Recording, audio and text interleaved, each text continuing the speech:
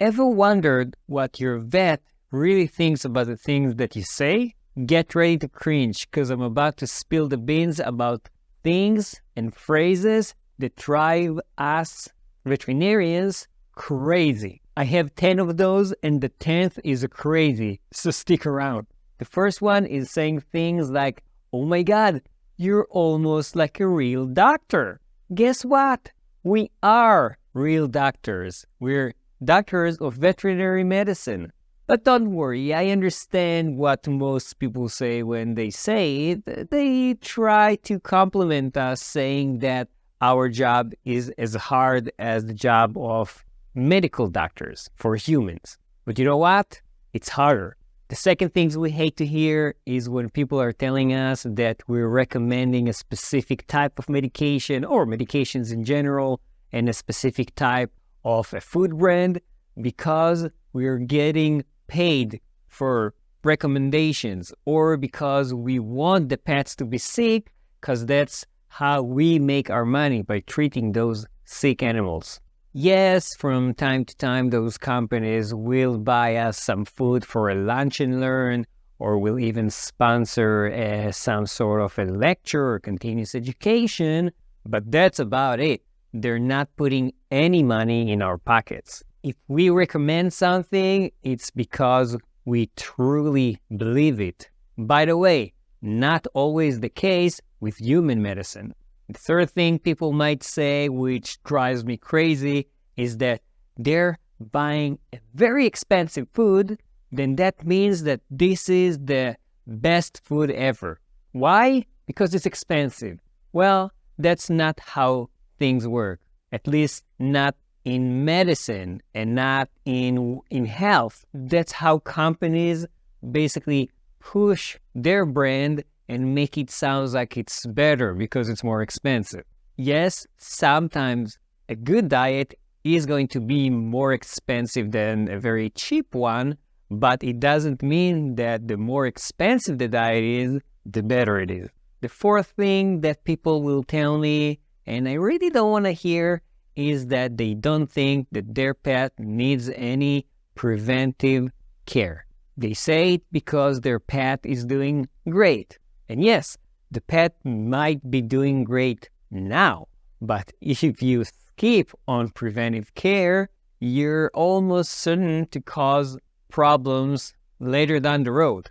And that means vaccines, that means annual checkup, including a physical exam, probably also some blood work and urinalysis, depending on the pet's age. And getting some recommendations from your veterinarian about diet, about behavior, about so many things. Ignoring preventive care and only coming when your pet is actually sick is going to cost you so much more money later down the road and will put your pet at risk. Number 5 is when people tell me that they prefer to rely on home remedies. Now, yes, there are a few things that you can try at home and might be good or safe enough at least, but there are so many things that can be very, very dangerous for your pet. And even though someone said it online and someone is claiming to be some sort of a guru on animal health without actually using medication and preventatives and special diets or whatever, and you say, yeah, just give your dog a clover of garlic and that's going to kill all of the fleas. Yeah, it will kill the fleas and probably the pet as well at the same time. So my recommendation is, before you try any sort of a home remedy, ask your vet to see what he or she are thinking about it. You'll be surprised. Many times you'll say, yes, go ahead and try it. Number 6 is when an owner comes with a dog and the dog is growling at you, showing teeth, and the owner is saying, yeah, he's not gonna bite. He never bit anyone before.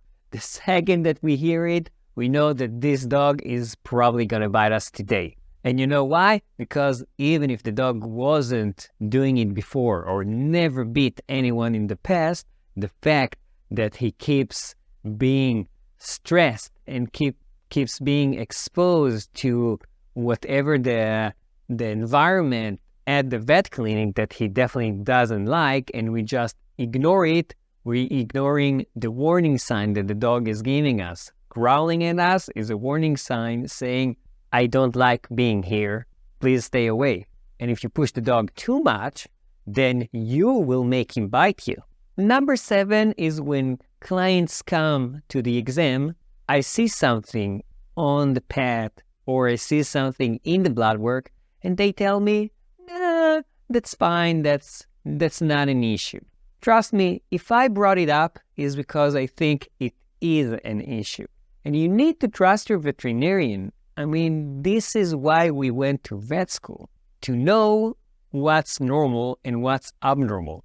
Now, even if it doesn't bother you right now, it doesn't mean that it's not a problem. For example, if you tell me that your cat or your dog are drinking excessively and urinating excessively, or you know what, just drinking excessively, but everything else is fine, I'm concerned. There might be something that's going on here. It might be kidney issues, diabetes, so many other things. And yes, I would like to check it.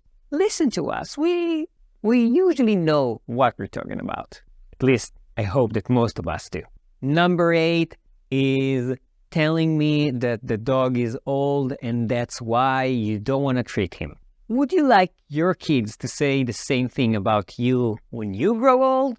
Well, some of you might. Most of us would like to keep living long and healthy life even when we're in our 80s, 90s, or 100 years of age. Being old doesn't necessarily mean being sick. Yes, it's more likely, but the age itself is just a number. You can be a very healthy 16-year-old dog, and you can be a very sick 3-year-old cat. Number 9, and this one is actually a big one, is when we have a client that comes to the clinic driving this fancy Porsche or a very, very nice car and wears designer clothes and walks around with the newest phone available. But when we tell them that we recommend doing a blood test that costs something like $70, they say, oh, it's too expensive. Can't you give us a discount? Don't you love animals? Yes, we love animals. That's why we chose this profession. But you should take responsibility for your pet. If you didn't get insurance, sadly, it's on you.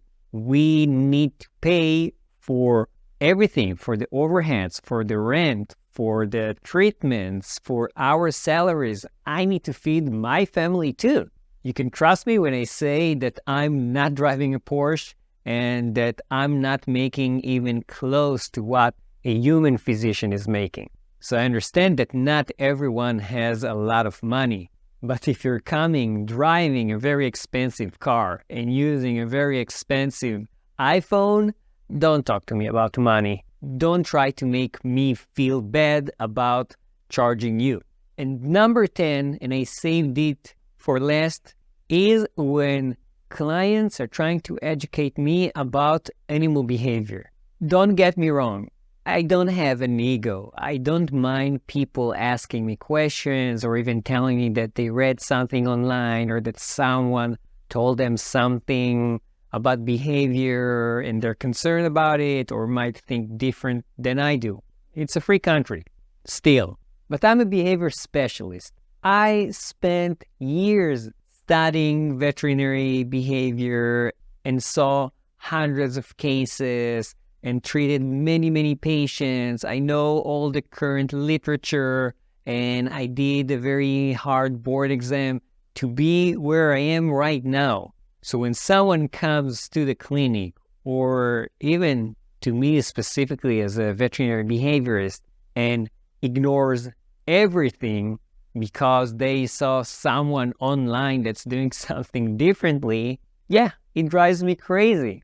At least bring something that supports what you're saying, some sort of a scientific study, something with a base to what you're saying. And what about you? Are there any things in your profession that people tell you and drive you crazy? Write it down in the comments below. Like and subscribe.